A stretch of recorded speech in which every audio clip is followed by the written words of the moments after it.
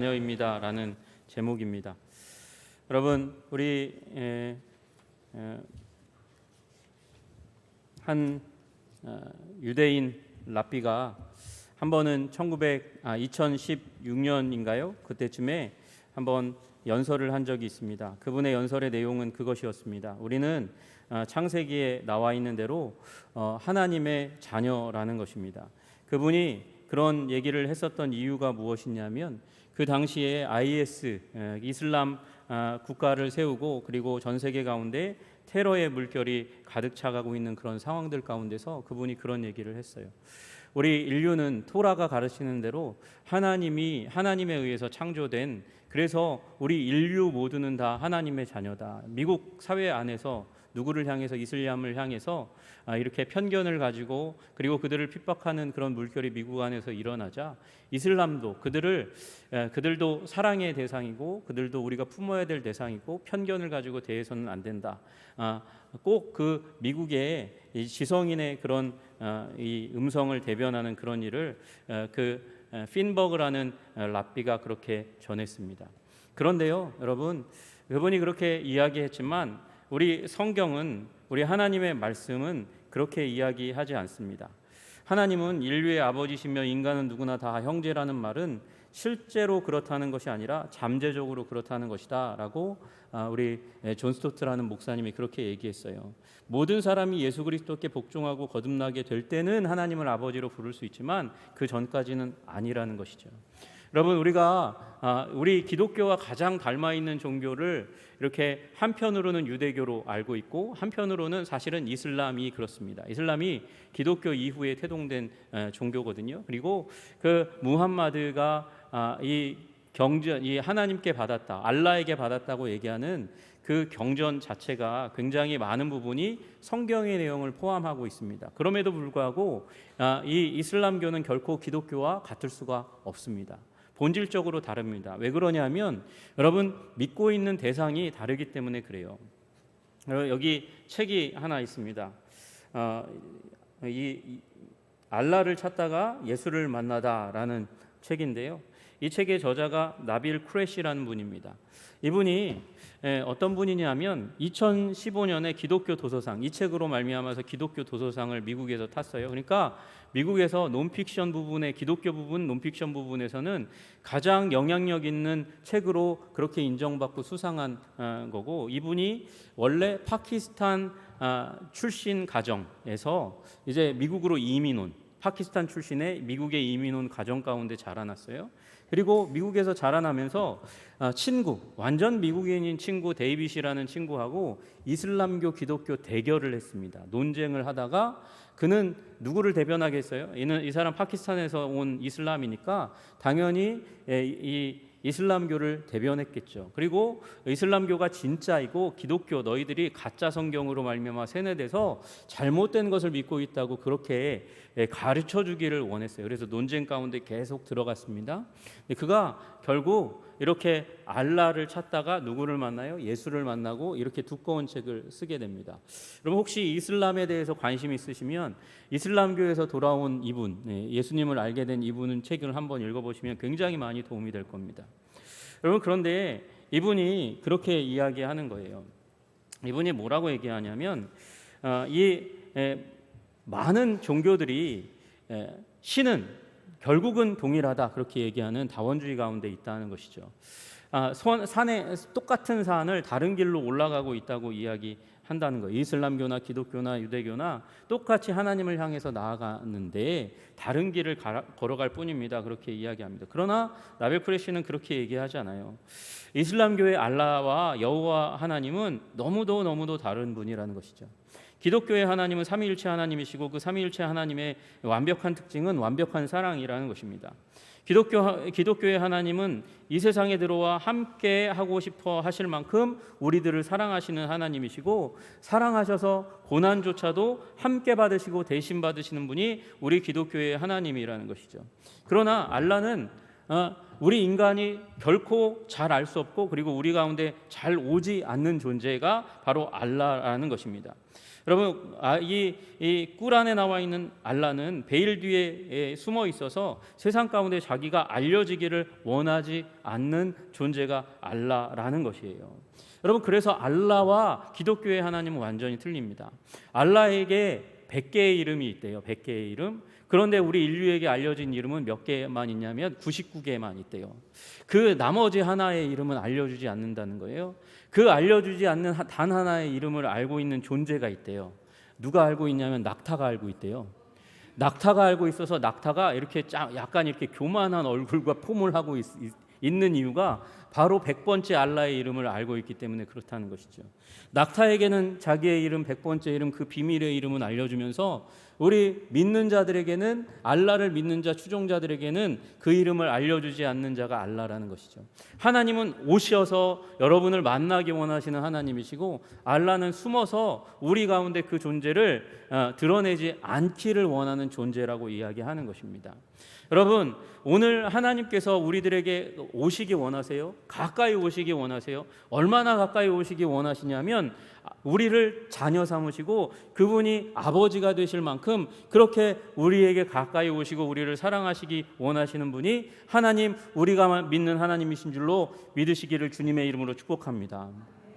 여러분, 우리 구약 성경에도 이 하나님에 대한 사랑, 가까운 관계에 대한 부분들이 굉장히 많이 나옵니다. 여러분 다 아시다시피 토기장애와 진흙의 비유, 이것은 창조주 하나님과 피조물의 관계, 그리고 그래서 창조자이기 때문에 우리가 그분께 순종해야 된다, 지배자와 복종해야 될 이 존재에 대한 이야기들로 우리 구약 성경에 굉장히 많이 이야기하고 있고, 그 가운데 구약 성경 가운데서도 하나님을 아버지로 그렇게 표현하는 그런 문장이 나와요. 출애굽기 4장 22절에 보면 너는 바로에게 이르기를 여호와의 말씀에 이스라엘은 내 아들 장자라, 이렇게 말씀하시면서 이스라엘이 장자니까 다른 민족은 어떻게 되겠어요? 차자, 삼남 뭐 이 정도 되겠죠. 그렇게 말씀하시는 내용이 나와 있어요. 여러분, 이사야서 63장 16절에도 그런 비슷한 말씀이 나와 있습니다. 아주 강력하게 내가 이스라엘의 아버지다 이렇게 얘기하시는 장면이 나와요. 이사야서 63장 16절에 주는 아버지시라, 주는 우리 아버지시라, 아브라함은 우리를 모르고 이스라엘은 우리를 인정하지 아니할지라도 이스라엘이 어렸을 때 내가 사랑하여 내 아들을 여호와여 주는 우리의 아버지시라, 옛날부터 주의 이름을 우리의 구속자라 하였거늘. 여러분, 아브라함은 우리를 모르고 이스라엘, 야곱이 우리를 인정하지 않는다, 이스라엘을 인정하지 않는다, 모르고 인정하지 않는다, 그런 일이 있을까요? 없어요. 없다는 거예요. 어떻게 아브라함이 우리를 모르고 그리고 야곱이 우리 야곱의 아들들의 후손들을 모르겠냐. 많은 이런 불가능한 상황이 실제로 일어난다 할지라도 주 여호와는 우리의 뭐라고요? 아버지시라고요. 아버지시라고. 그런 불가능한 상황이 일어나더라도 이스라엘 백성은 우리 아버지십니다. 우리 여호와여 주는 우리의 아버지시라, 옛날부터 주의 이름을 우리의 구속자라 하였거늘. 그렇게 얘기하면서 아버지라고 불러요. 아버지라고 불러요. 여러분, 그 아버지라고 구약의 성경의 기자 이사야서도, 출애굽기 모세도 그렇게 기록했어요.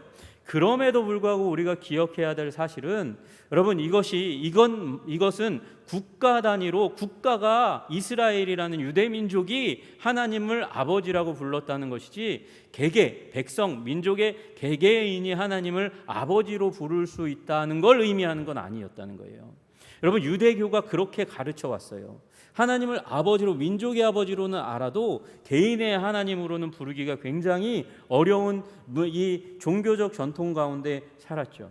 게다가 하나님은요, 예수님은 뭐라고 말씀하시냐면, 이 유대 전통 가운데 있었던 사람, 혈통적으로는 분명히 아브라함의 자손이고, 그리고 혈통적으로는 분명히 야곱의 자손인 그 유대 민족을 향해서 하나님, 이 땅 가운데 오신, 육신으로 오신 하나님 예수님께서 신랄하게 비판하시면서 그들을 향해서 뭐라고 말씀하시냐면 마귀라고까지 얘기하세요. 마귀의 자식들이라고 얘기까지 하세요.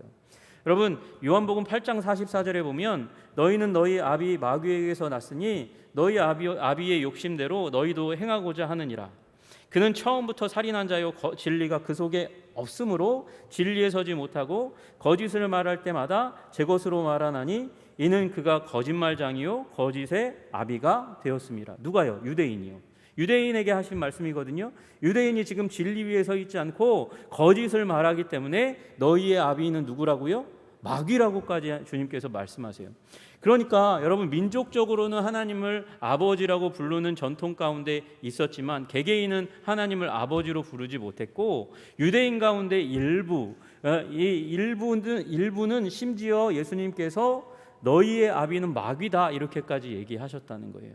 그 이후에 우리가 잘 알고 있는 바울이 전도 여행 가운데 사도행전 17장에도 뭐라고 얘기하냐면, 그럼에도 불구하고 우리가 그를 힘입어 살며 하나님을 힘입어 살며 기동하며 존재하느니라.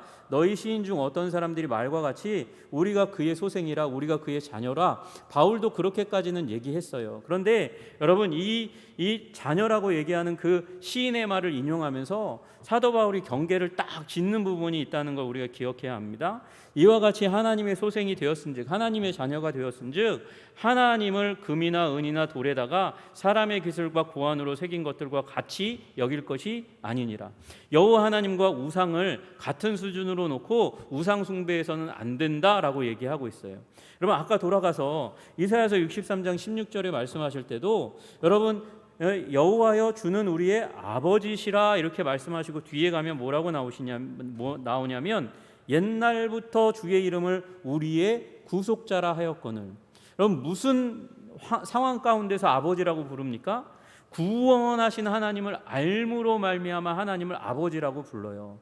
우상 숭배하지 않는 상황 가운데 하나님을 향해서 아버지라고 부르지, 그렇지 않은 상황 가운데서는 너희는 마귀의 자식이나 다를 바가 없는, 아니 마귀의 자식이라고 예수님께서 말씀하시는 거죠.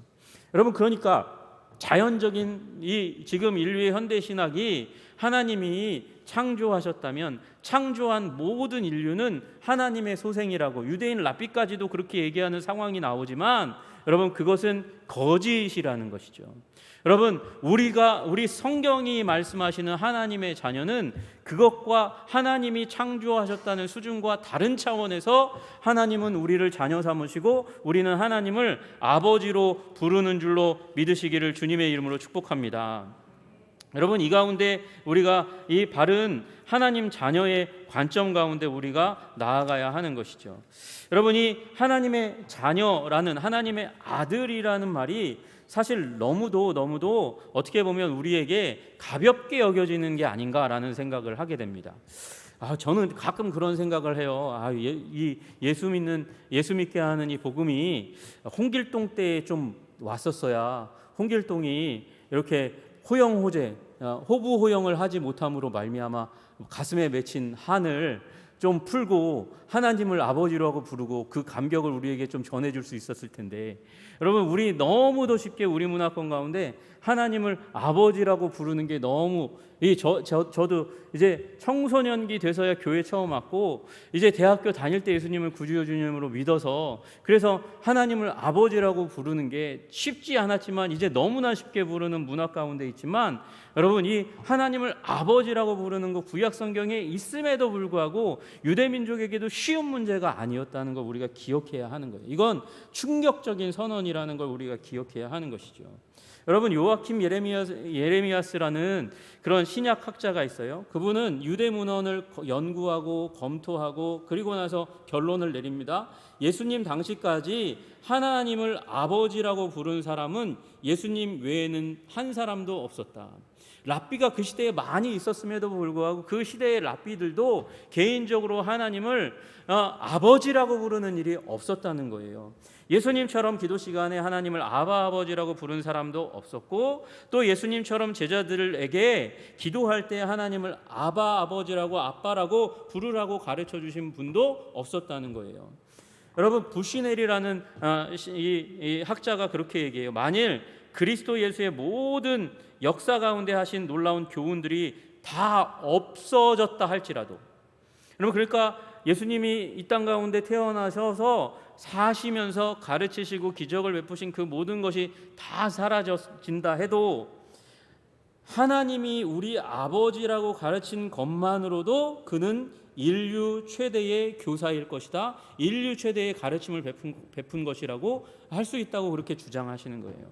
여러분, 그만큼 우리가 하나님을 아버지라고 부를 수 있는 이 놀라운 특권, 그것을 예수님께서 우리에게 허락하신 줄로 믿으시기를 주님의 이름으로 축복합니다. 여러분, 마틴 루터가 그렇게 얘기해요. 우리가 하나님께 대하여 생각할 수 있는 최상의 이름은 아버지다. 여러분, 그 이전의 구약 시대의 사람들은 어렴풋이 민족적으로 우리 이 유대 민족의 이스라엘 민족의 하나님이 아버지가 되시지 않았지만 개인적으로는 하지 못했어요. 그러나 예수님은 그걸 가르치셨단 말이죠. 여러분, 신약 성경 안에, 복음서 안에 예수님이 하나님을 아버지, 아빠라고 표현하는 게 150번 이상이 나옵니다. 150번 이상 나올 뿐만 아니라 예수님은 딱 한 번의 기도를 제외하고 모든 기도 때마다 하나님을 향해서 기도할 때 아버지, 아빠라는 단어를 꼭 집어넣어서 기도하셨어요.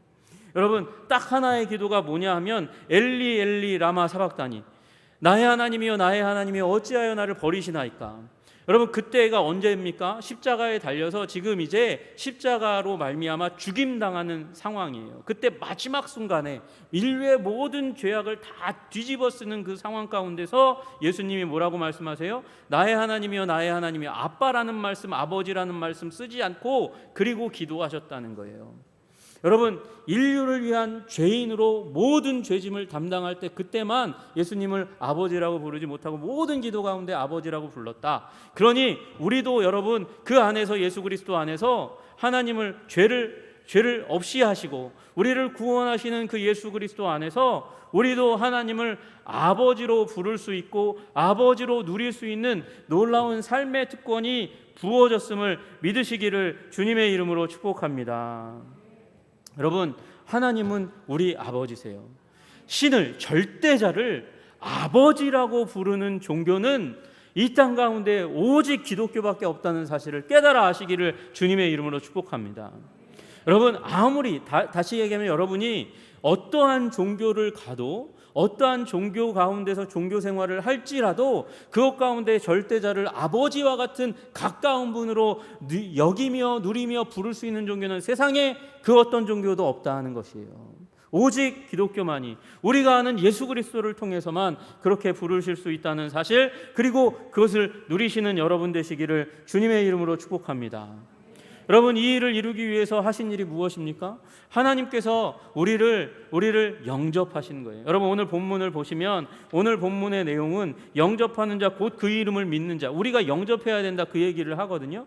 그러나 그에 앞서서 하나님이 우리를 먼저 영접하셨다는 사실을 우리가 기억해야 돼요. 그래서 우리가 하나님을 아버지라고 부를 수 있다는 것이죠.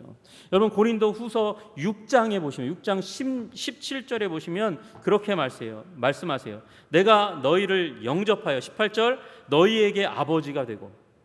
여러분, 내가 너희를 영접하여, 내가 누굽니까? 하나님이에요. 하나님이 너희를 영접해서 너희에게 내가 아버지가 되었다, 너희는 내게 자녀가 되리라, 그렇게 말씀하세요.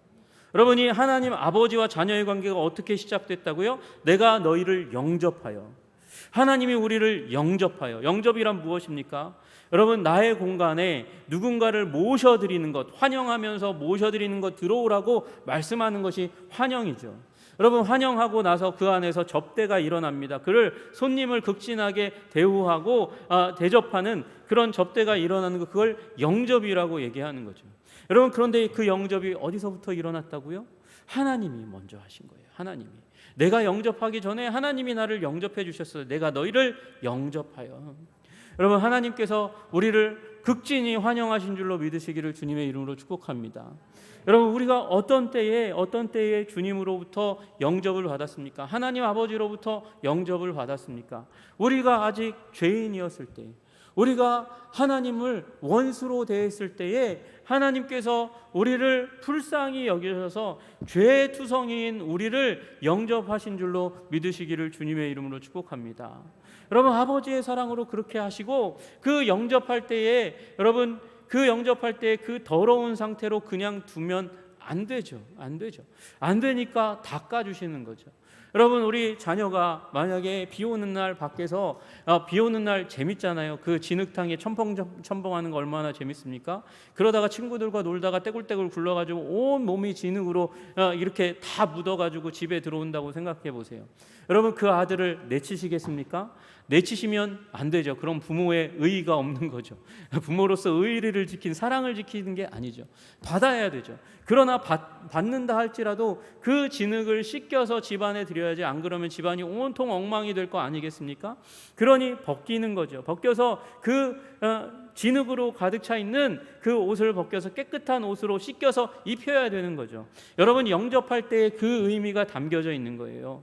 여러분, 하나님께서 잃어버려진 그 죄로 말미암아 가득 차 죄인된 그 인류를 받기 위해서 하나님은 씻기시기 위해서 예수 그리스도를 준비하시고 그리고 예수 그리스도 그 피로 말미암아 깨끗게 하신 줄로 믿으시기를 주님의 이름으로 축복합니다. 여러분, 이 이를 영접하여라고 말씀하시는 그 말씀 가운데 담겨 있는 거죠. 여러분, 오늘 본문을 보시면 그렇게 되어 있습니다. 참빛 곧 세상에 와서 각 사람에게 비추는 빛이 있었다라고 말씀하십니다. 참빛이 있었는데 참빛이 세상에 왔대요.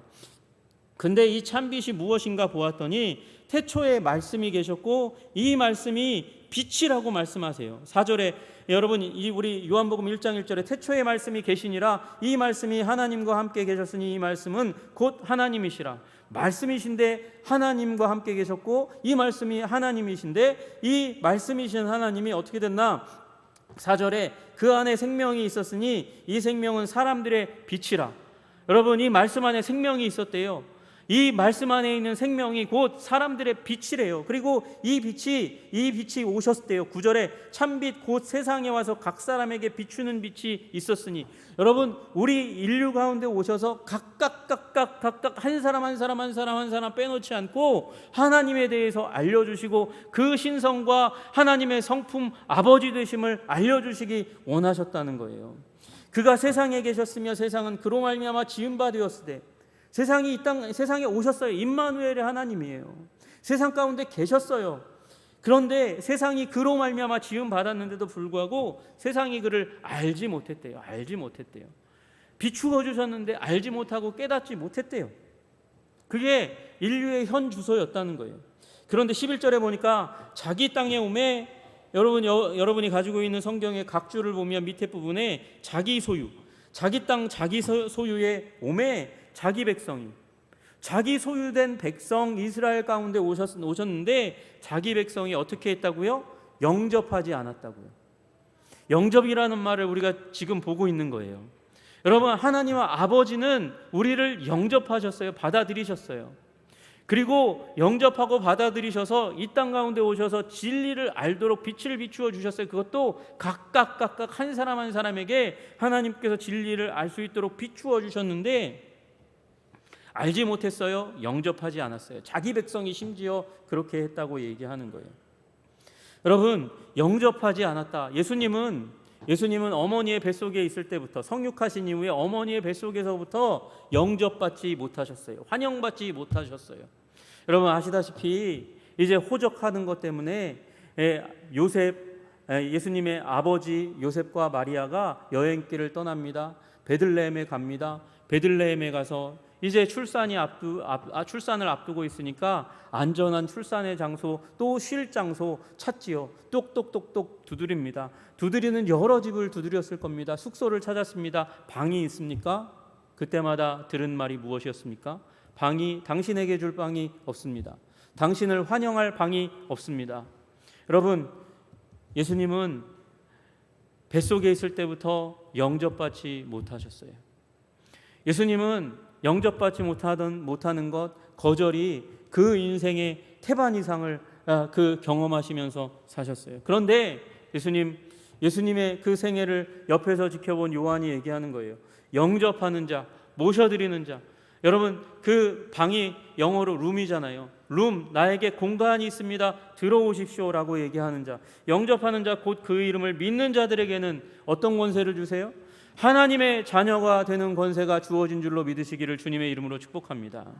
여러분, 세상 어떤 종교도 부를 수 없는 그 하나님을 향한 호칭 아버지, 유대교 안에서도 모두가 다 부르는 게 아니에요. 그냥 민족의 아버지, 국가의 아버지로 하나님을 아버지라고 부르던 그 자리에서 이제 튀어나와서 지금 영접하는 자, 예수 그리스도를 영접하는 자, 그 이름을 믿는 자들에게 권세를 주셨는데, 그 권세가 하나님을 아버지로 부르고 누리고 살아갈 수 있는 놀라운 권세, 자녀되는 권세를 주신 줄로 믿으시기를 주님의 이름으로 축복합니다.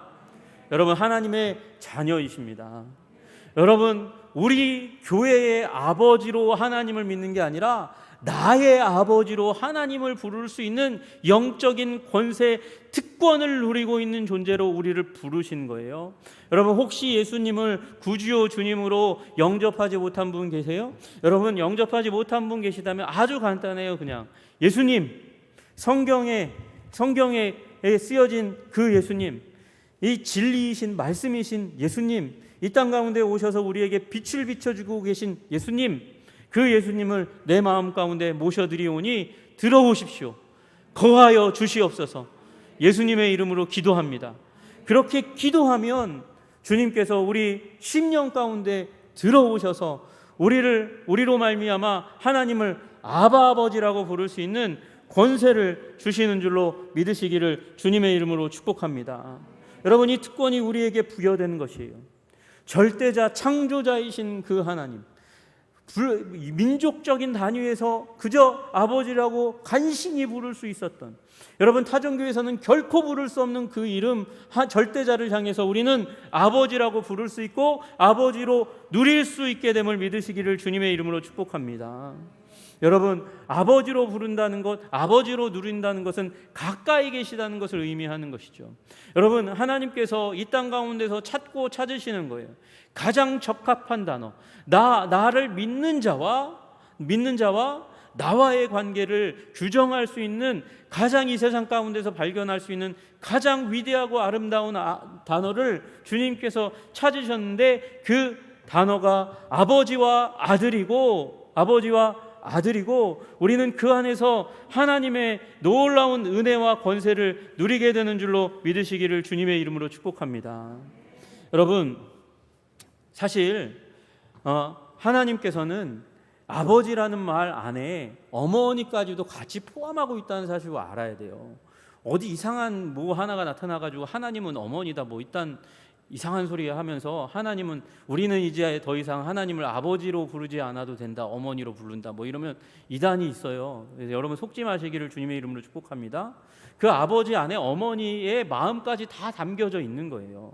여러분, 오늘 제가 예배 시작할 때 부르짖었던 이 성경 말씀 기억하시는지 모르겠어요. 여인이 어찌 그 젖 먹는 자식을 잊겠으며 자기 태에서 난 아들을 긍휼히 여기지 않겠느냐. 그런 엄마가 있을까요? 여러분, 그런데 가끔 나타나긴 하더라고요, 그런 엄마가. 그런데 예수님 뭐라고 말씀하시냐면, 그들은 혹시 잊을지라도 나는 너희를 잊지 아니할 것이라. 어머니보다 더한 사랑으로 나는 너희를 사랑한다고 말씀하시는 거예요. 여러분, 이 어머니의 이름이 위대하다는 거 여러분 잘 아시잖아요. 제가 별짓을 다 해도 우리 딸들에게 이렇게 아빠 사랑해요, 엄마만큼, 이 말을 듣기가 얼마나 힘든지 몰라요. 여러분, 엄마보다 아빠를 사랑해요, 아빠가 더 좋아요, 이 얘기가 애들한테 안 나와요. 여러분, 제가 처음에 이 애들이 인지가 발달하기 시작하면서 얘기 물어보잖아요. 다 이게 나쁜 일인 건 알지만, 나쁜 교육의 방식인 건 알지만, 이게 여러분, 이게 자동 모드거든요. 여기 담겨져 있어요, 그냥. 그래가지고 아빠가 좋아, 엄마가 좋아 이렇게 물어보게 될 수밖에 없어요. 저를 미개한 목사로 아빠라고 보지 마시고 그냥 불쌍히 여기시면서 보세요. 아빠가 좋아, 엄마가 좋아 그러면요, 처음에 시작할 때 100이면 100 엄마라고 얘기해요. 아빠라고 나온 적이 없어요. 제가 임상 케이스가 많잖아요, 다른 사람들보다. 그러면 그런데도 불구하고 엄마가 좋아, 아빠가 좋아 한 번도 나온 적이 없어요. 여러분, 제가 별짓을 다 해야 돼요. 먹을 걸 갖다 주고, 초콜릿 갖다 주고, 사탕 갖다 주고, 별거 다 해주고, 뭐 어디 출장 갔다 온다, 어디 갔다 온다 그러면 장난감 이렇게 걔네들이 좋아할 것만 골라가지고 갖다가 주어도 아빠가 좋아, 엄마가 좋아, 엄마 이렇게 나오죠. 자동이에요, 그건. 한 아이에게 한 100번 정도 물어봐야, 100번 정도 공을 들이고, 그러고 얘기해야 아빠, 엄마, 아빠가 좋아, 엄마도 좋아 이렇게 얘기하죠. 간신히 그렇게 나오는 거예요. 여러분, 그 아빠와 엄마라는 단어를 사용해서 지금 하나님은 그 관계 안에 우리를 부르시고 계시는 거예요. 여러분, 그 친밀하고 절대적인 관계, 세상에 어떤 여자가 엄마와 자녀 사이에 끼어들 수 있겠습니까? 여러분, 어떤 남자가 아버지와 이 아들, 딸 관계 가운데 들어올 수 있겠습니까? 여러분, 이 관계 가운데 들어가시고 그 관계의 영광스러움을 누리시는 여러분 되시기를 주님의 이름으로 축복합니다. 여러분, 누구를 영접해야 된다고요? 예수님을 영접해야 된다고요.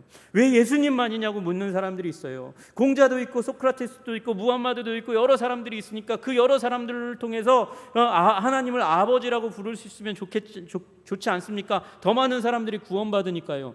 여러분, 성경은 그렇게 다른 길에 대해서 얘기한 적도 없고 그들도 그들의 가르침을 베풀 때에 나를 통해서 구원받으라고, 나를 통해서 하나님을 아버지라고 부르는 그 영광스러운 관계 가운데 들어오라고 얘기한 적이 없어요. 그리고 우리 예수님은 독특하시잖아요. 우리 예수님은 창세기 3장 15절 인류가 처음 타락하는 그 순간부터 약속되시고 예언되셨던 분이세요.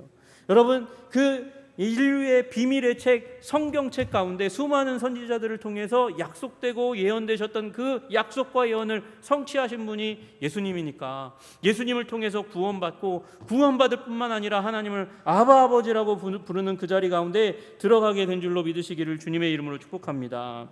여러분, 이 하나님의 자녀가 되는 권세는 아주 단순한 거예요. 그냥 하나님 예수 그리스도를 마음 가운데 모셔드리면 우리는 하나님의 자녀가 자동적으로 되는 줄로 믿으시기를 주님의 이름으로 축복합니다.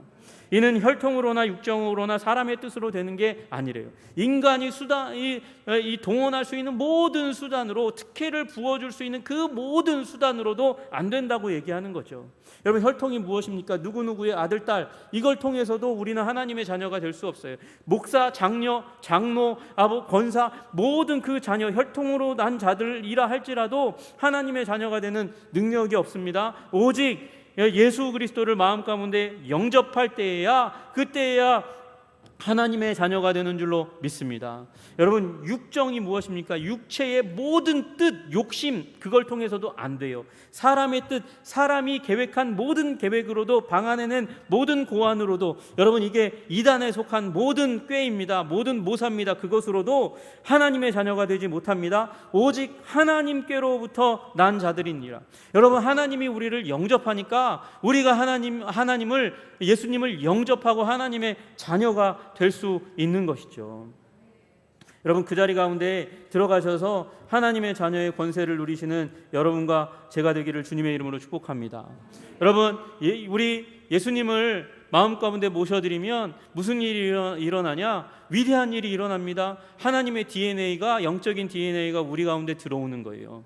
여러분, 요한일서 3장 9절 말씀하십니다. 하나님께로부터 난 자마다 죄를 짓지 아니하나니 이는 하나님의 씨가 그 속에 거함이요 그도 범죄하지 못하는 것은 하나님께로부터 났음이니라. 하나님께로부터 태어난다는 건 하나님의 씨가, 예수님이 우리 가운데 들어오시면서 하나님의 씨, 하나님의 DNA, 하나님의 성품이 우리 가운데 들어오게 되는 것임을 믿으시기를 주님의 이름으로 축복합니다. 여러분, 들어와 있으면 우리 안에 죄의 DNA, 사단의 DNA가 깨어지고 부서지고 무너지고 사라지는 일들이 일어나는 거예요. 하나님의 DNA, 예수님으로 말미암아 하나님을 닮은 성품이 우리 마음 가운데, 생각 가운데 점점 커지면서 자라가는 일들이, 거룩의 성품이 자라나는 일들이 일어나게 되는 줄로 믿으시기를 주님의 이름으로 축복합니다. 여러분, 또 무슨 일이 일어납니까? 우리는 하나님의 인도하심을 받는 하나님의 자녀가 되는 거죠.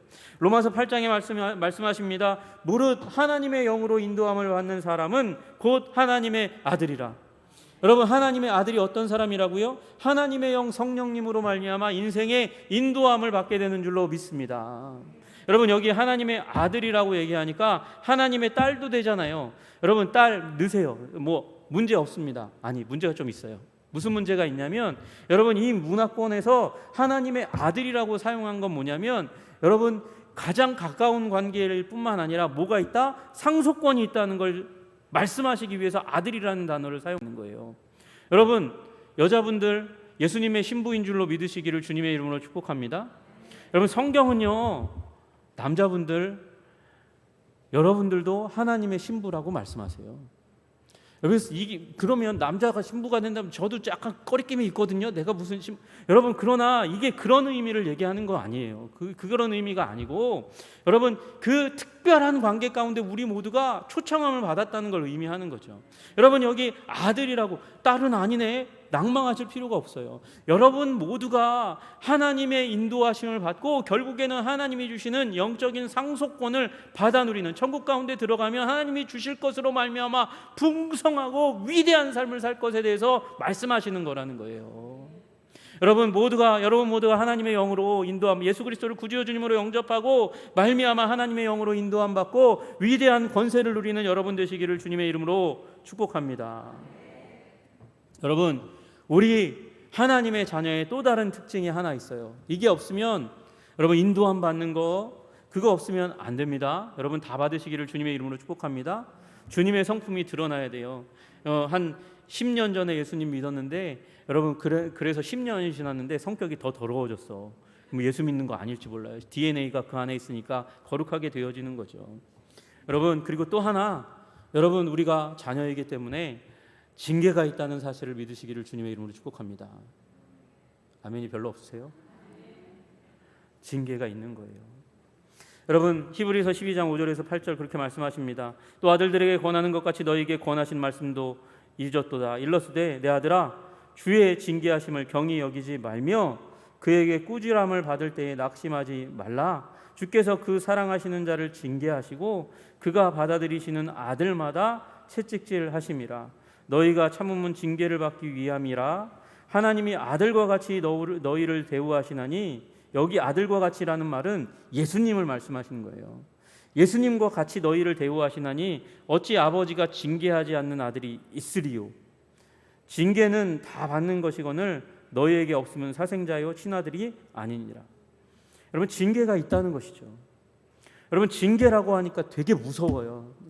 징계라고 하는 말 저도 별로 듣고 싶지 않은 말이에요. 아버지가 나를 징계한다? 여러분, 근데 이 단어 징계라는 단어를 영어로 보니까 디스플린이라고 되어 있어요. 훈련이라고 되어 있는 거예요.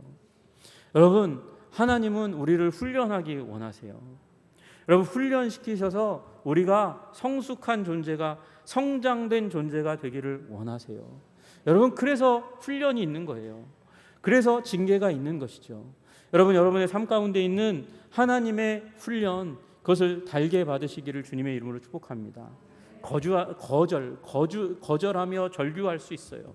하나님이 아버지라면서요. 나를 자녀 삼으셨다면서요. 근데 나 왜 이렇게 고생시키시는 거예요? 여러분, 이스라엘 백성의 40년 광야 생활이 훈련의 기간이었어요.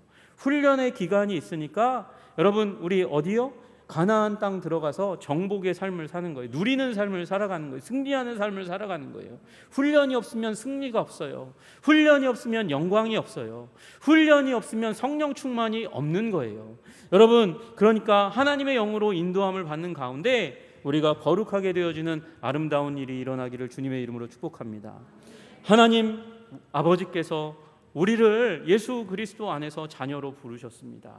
그 놀라움을 발견하시는 여러분 되셨으면 좋겠습니다. 가까이 하시기를 원하십니다. 그분 품으로 여러분 일어나실 때마다 날마다 그 품으로 달려가시는 자녀의 삶, 그래서 그 풍성함과 부요를 누리시는 여러분과 제가 되기를 주님의 이름으로 축복합니다. 기도하겠습니다. 존귀와 영광과 찬양을 받으시기에 합당하신 주님, 그 세상 어떤 종교도 하나님을 아버지라고 부르지 못했습니다. 그러나 유대교도 그렇게 부르지 못했습니다. 그러나 예수 그리스도께서 오심으로 말미암아 우리로 예수님과 같은 수준에서 하나님을 아버지라고 부르고 아빠라고 부르고 위대하고 아름다운 삶을 누리게 하신 줄로 믿습니다. 그 친밀한 삶을 받아 누릴 수 있는 우리 한성의 백성들 주님 다 될 수 있도록 주님 도와 주시옵소서. 예수님 이름 받들어 기도드리옵나이다. 아멘.